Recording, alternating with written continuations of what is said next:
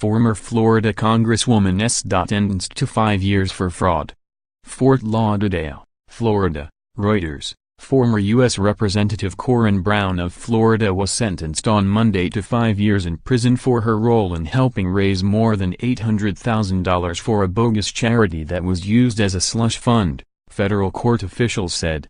Brown, 71, was convicted in May on 18 counts of participating in a conspiracy involving a fraudulent education charity, concealing material facts required on financial disclosure forms and filing false tax returns. Brown, a Democrat from Jacksonville who served 24 years in Congress, lost her re-election bid last year after being indicted. U.S. District Judge Timothy Corrigan said he considered Brown's years of public service in deciding her punishment. But he determined that probation for a member of Congress convicted of 18 counts involving mail, wire, and tax fraud would not be sufficient, according to a transcript of his comments. Brown maintains her innocence and will appeal.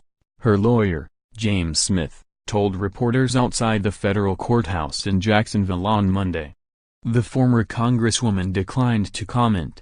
"I disagree with the idea that a woman who is 71 should have to go to prison for a non-violent economic offense," Smith told reporters.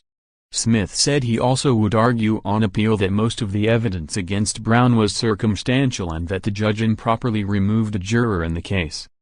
That juror told Corrigan that the Holy Spirit had informed him that Brown was not guilty, Jacksonville's WJXT-TV reported.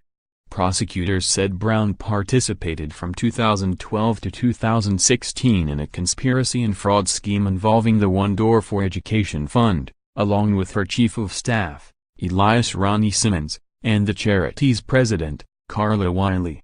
Trial evidence also showed that more than $300,000 in One Door funds had been used to pay for events hosted by Brown or held in her honor, federal prosecutors said in a statement. Simmons was sentenced to 4 years in prison and Wiley to 21 months, federal court officials said.